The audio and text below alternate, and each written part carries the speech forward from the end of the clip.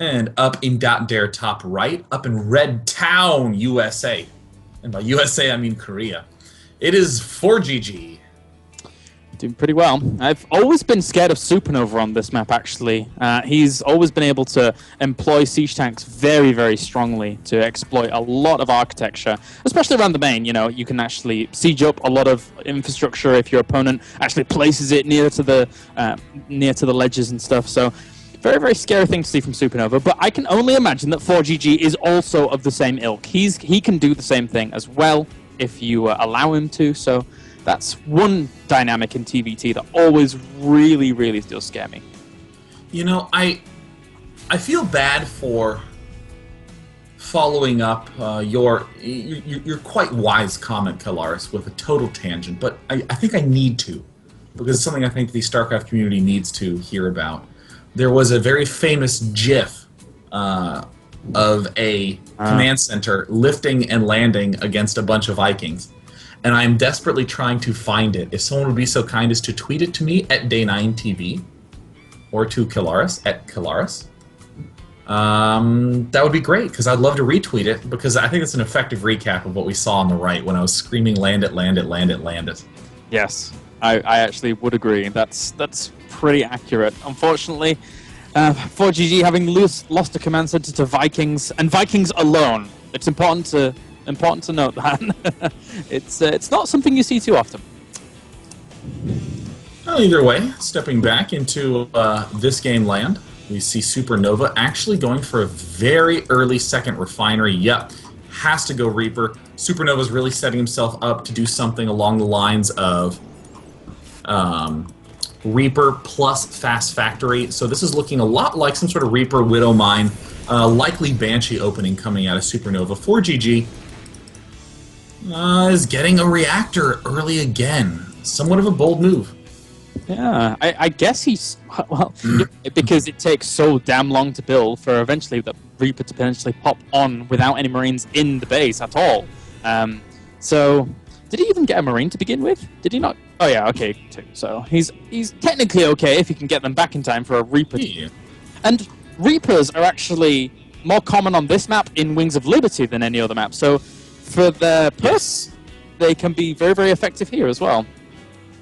Yeah, I mean, I just like Reaper openings on this map, just straight up. I always think it's an excellent way to play, and here SuperNova stepping right in, doing a little damage at the back. He might kill off a worker, but look at that! Oh. ForGG just repairing in Supreme Boss mode.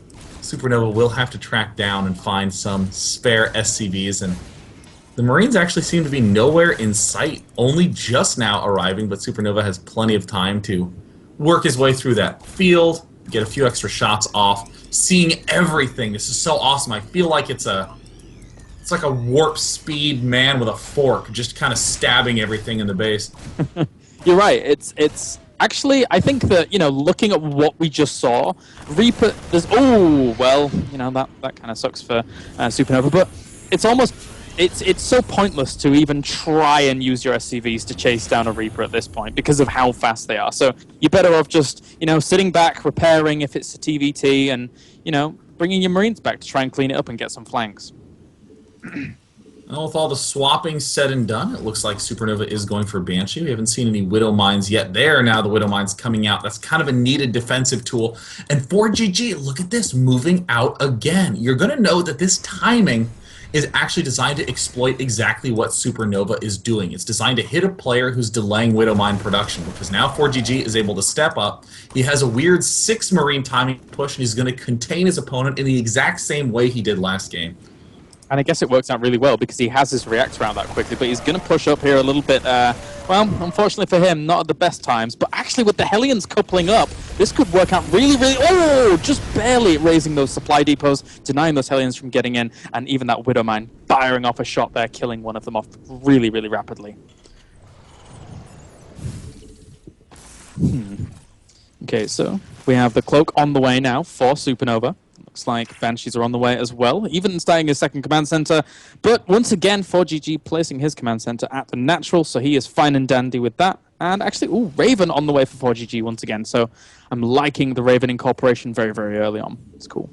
Yeah, it's a really nice read by ForGG to do this push forward. He's either going to run into a big pack of Marines and know that his opponent is not going Banshee, or he's going to run into a small amount of Marines, do some pressure, and then now we know that ForGG can instantly go for that Viking without any sort of really punishment whatsoever. Picking off the Banshee. The Banshee didn't even really kill that much. A total of 6 workers killed for SuperNova, including that early Reaper. And look at this, ForGG just chilling outside the front. Yep, but he will have to evacuate for a second, as now the Banshee does come along, second Banshee, in fact, to clear that out. But look, actually, SuperNova... Oh, wait, he started a Viking and then he's cancelled it and now he's gone for the medevac. So I assumed he was maybe going to try and deal with what ForGG was throwing at him early on by trying to equal some kind of early Viking count, but no, that is not the case. He's just going to go straight for that medevac and try and be very, very exploitative along the extremities of his opponent's base. Yeah, this is looking excellent for ForGG. He has all the control that he needs. Going for the factories is a nice choice. Barracks wouldn't be quite as good for ForGG because, I mean, ForGG has created a situation where he is buying himself a lot of time. So, of course, going for mech is a good way to exploit that new bought time. SuperNova, of course, with his super mega ninja fast medevac, pulls back, throws down. Oh, that Widow Mine at the watchtower. Did you see that? Yes, I did. That was awesome! That really is. Widow Mines at Watchtowers is so cool, actually, now that I'm looking at it. Because they're always going to want to try and claim that location, but unfortunately, nope, not having any of that. SuperNova still moving out here with a small contingent of units, but a reasonably deadly contingent of units, I would say, with those 2 siege tanks. Yeah, I mean, the fact that you can just build the siege tanks and they just are siege tanks. They're not big marauders. ForGG sieging up an impressive amount of Vikings for so early on in the game. Just does not want to abandon that air control at all. SuperNova does manage to get that drop off in the back, but this is a tough spot for ForGG. He has only 1 tank at the front, and with these tanks in the low ground for SuperNova, he can't really step too far forward. It is going to come all the way down to the Vikings. Oh, this is SuperNova to a T, sieging up this location and doing a lot of damage, getting some good trades off. Even if he loses these siege tanks at this point, he's still doing a considerable amount of damage to his opponent's air dominance with those Vikings having to land. And even he saves the siege tanks and he can just waddle away for now. So really nice play there by SuperNova. SuperNova's doing the sort of standard Terran versus Terran maneuver of trying to chip away at your opponent. Trying to do just a little bit of damage here and there, and SuperNova very interestingly actually going for mech himself. I think ForGG does have a slight edge so long as he continues this Viking production. God, look at that. Look at how responsible ForGG is, just going for more and more and more and more medevacs. Oh yeah, that's pretty impressive. I think that, well, actually, if he mixes... Or excuse me, I said medevacs, I meant Vikings. Yeah. Damn it, Pilaris. If he's mixing in those Vikings, you know, he's going to continue to have that air dominance. It's going to be extremely strong, and that matters more in mech versus mech than it will do when it comes to, well, I mean, obviously you can deny drops if your opponent's going bio, but mech versus mech with those siege tanks always want them Vikings out. Very, very strong. Yeah, it's one of the weird things of about tanks. To win in tank versus tanks, you should build fewer tanks and get more Vikings.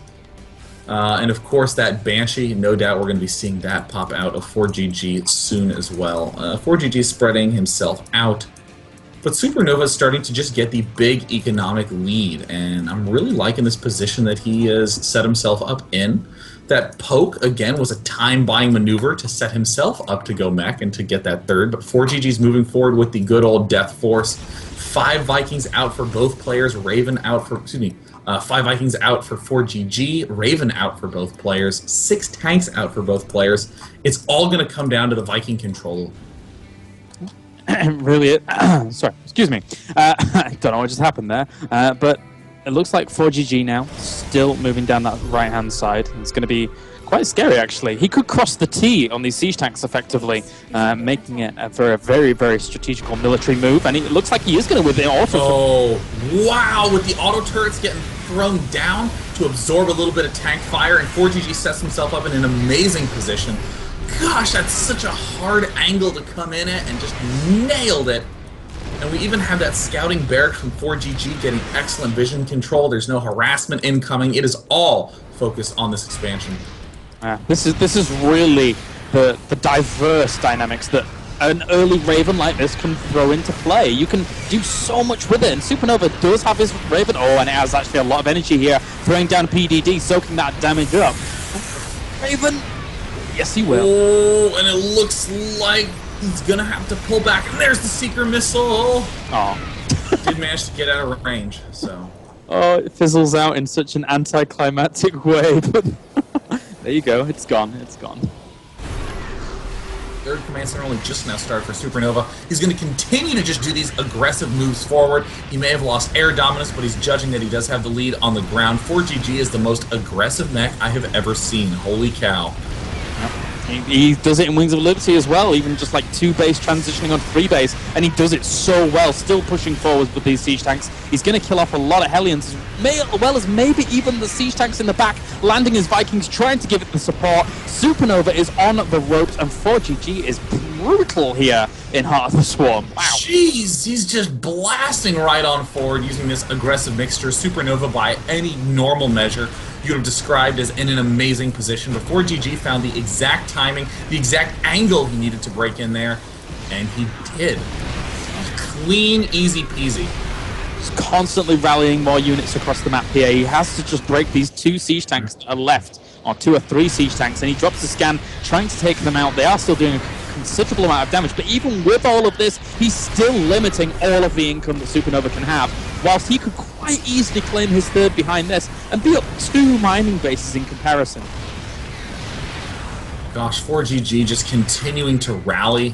Only has 4 unit producing structures going to town, but has managed to figure out a way to get infinity units out of those. There's the good game. ForGG takes the convincing 2-0. Wow.